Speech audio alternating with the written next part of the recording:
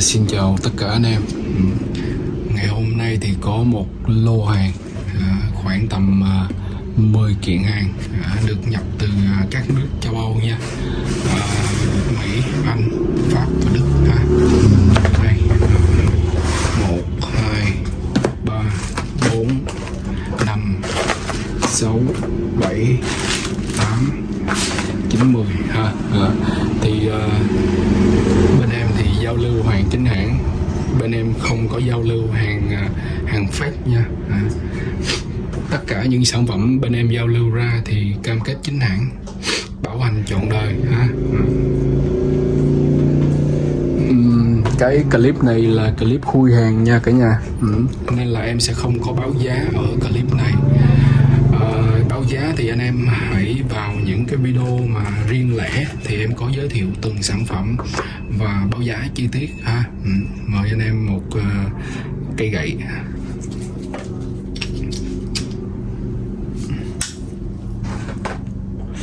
Hàng này là vừa nhận luôn.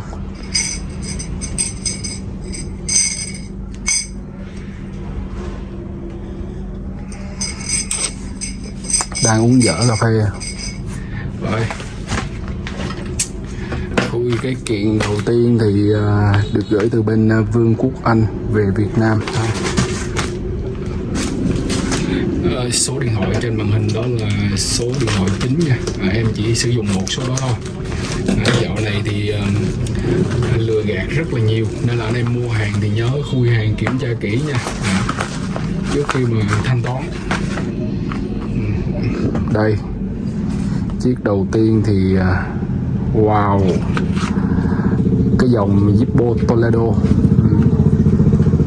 Dòng này thì được cái này là khảm vàng nha anh em, khảm vàng.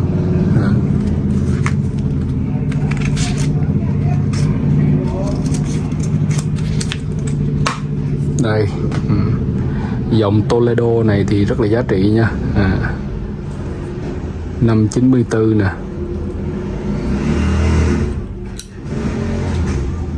New ha. Những cái họa tiết này là được khảm vàng nha cả nhà. Khảm vàng chứ không phải là bình thường ha. Đây gọi là nghệ thuật Toledo. Cái dòng Zippo trang trí kiểu nghệ thuật ấy. Rồi, một kiện hàng tiếp theo đến từ Oregon, Mỹ.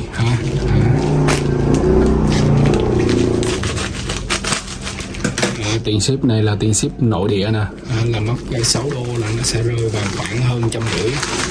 Còn chưa tính tiền ship về Việt Nam nữa. Đó là một kiện nha, một chiếc này rồi đó. Rồi, đây là một mẫu chủ đề tàu nha anh em, chủ đề tàu ha. Tàu đây là không phải tàu sân bay đâu, cái này năm 91, HB Chrome nha.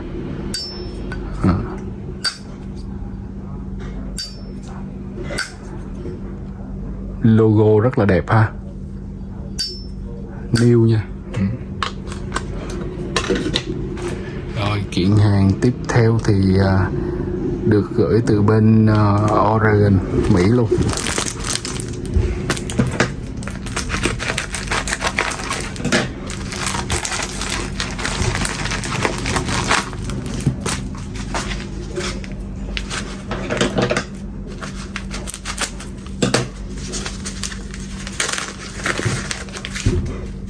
Rồi, một cái hộp Zippo xưa nha.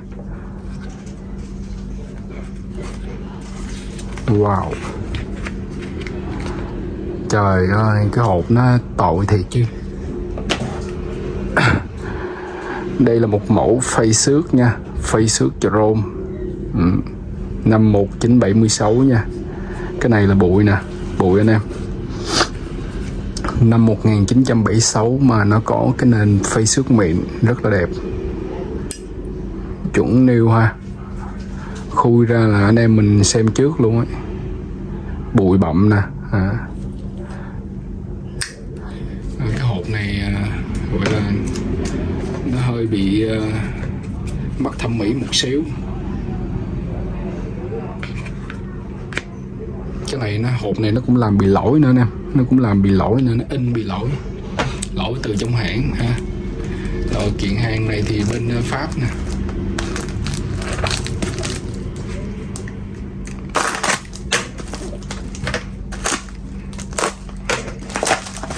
Mấy cái cục mà dán keo xanh này là từ Pháp nha.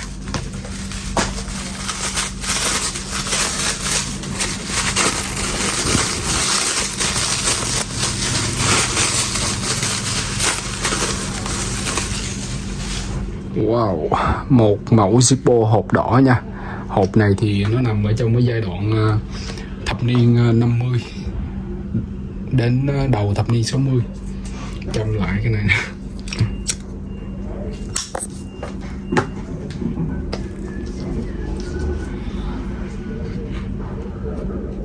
Wow, trời ơi, siêu phẩm đây. Siêu phẩm nha. Tàu chiến nha, của Hải quân Mỹ.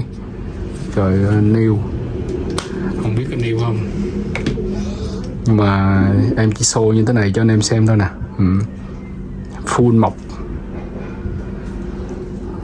mộc nha. Mộc là full.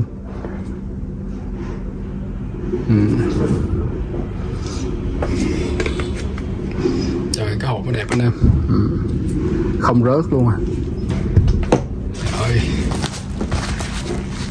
Kiện hàng đến từ bên Oregon, Mỹ ha, Mỹ.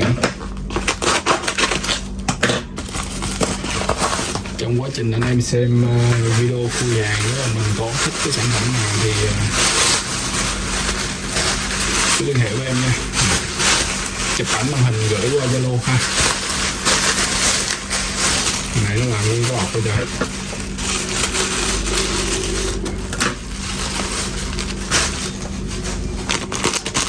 Làm như đi mua cá vậy.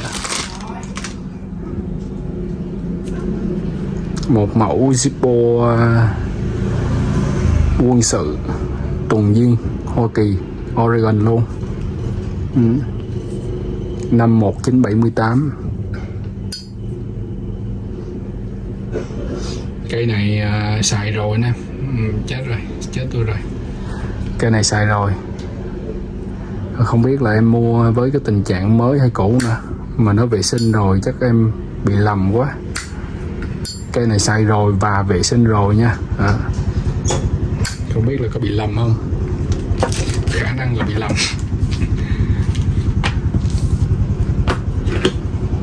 Rồi cục hàng tiếp theo cũng được đến từ Hoa Kỳ.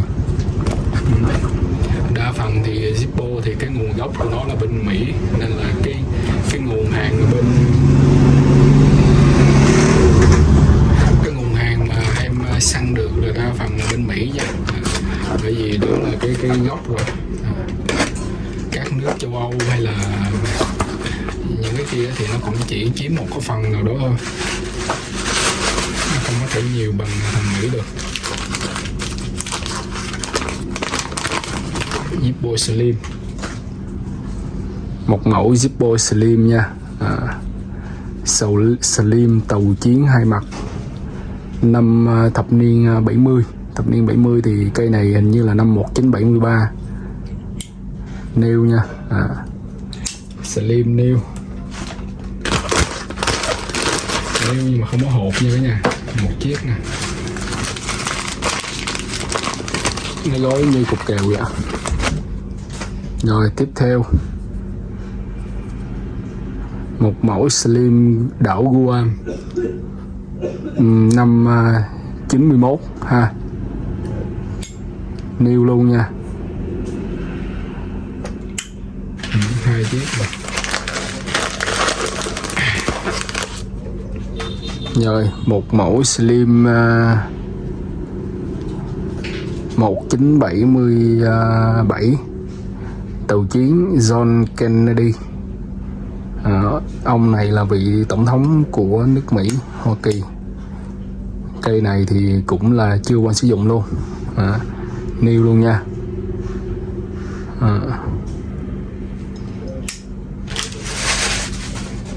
Ba chiếc Slim. Rồi kiện hàng này thì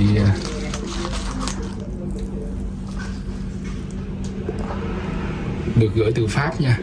Pháp nè.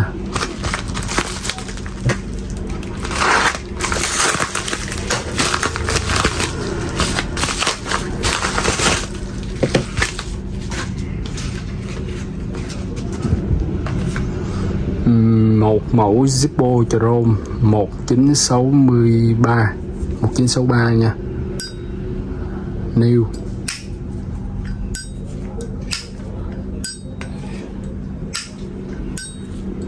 $63 nha.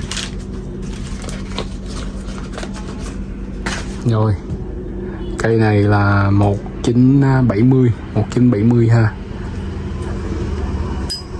New luôn nha. 1970 new. Lưỡi gà lá lúa, đây là năm cuối cùng hãng người ta sử dụng lưỡi gà lá lúa. Đầu năm là còn, mà cuối năm thì hết ha.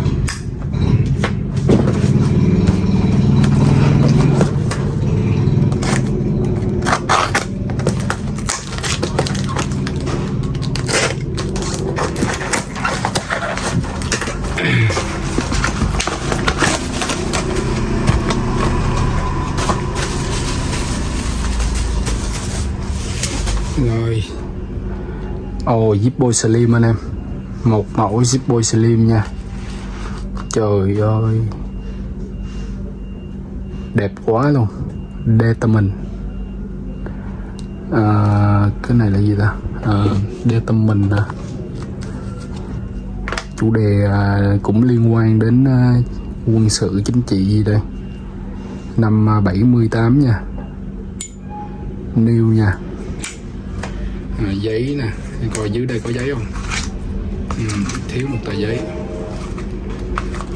New full nộp. Rồi hôm nay về mấy mẫu slim đẹp ghê anh em. Rồi kiện tiếp theo thì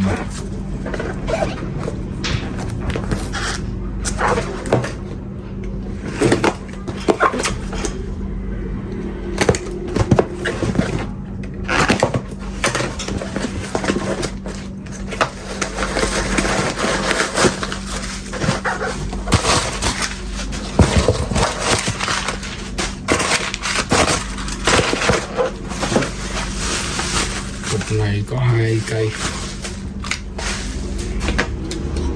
2 chiếc đều là thập niên 80 anh em, nếu mà tính theo chuẩn hột nha.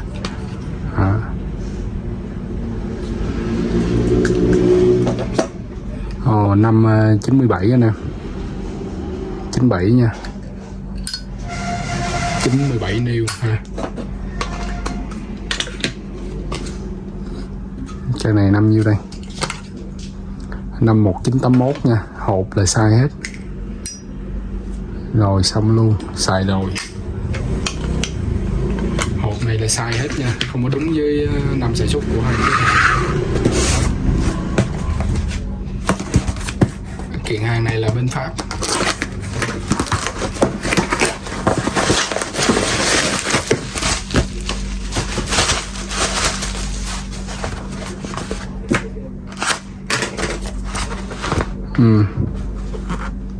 Bên Pháp nha.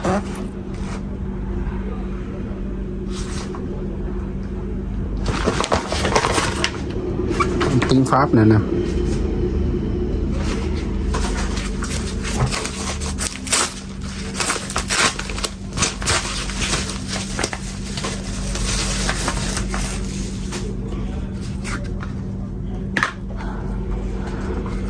Wow, đây là một siêu phẩm nha, siêu phẩm ấy. Cao bồi cưỡi ngựa, nhưng mà mẫu này rất là hiếm nha. Đây là HB Chrome, mẫu này cực kỳ hiếm luôn, phải gọi là độc cô cầu bại luôn á, rất hiếm nha. Nếu mà anh em chơi biết và có đam mê cái dòng này á, thì biết cái cây này nó rất là hiếm nha. Mẫu Zippo này thì bên thị trường châu Âu. Rồi, cảm ơn tất cả anh em đã theo dõi nha. Đây thì về được 1, 2, 3, 4, 5, 6, 7, 8, 9, 10, 11, 12, 13, 14 chiếc bật lửa Zippo ha. Rồi anh em mình có quan tâm thì liên hệ với Cường, số điện thoại trên màn hình nha. Cảm ơn tất cả anh em.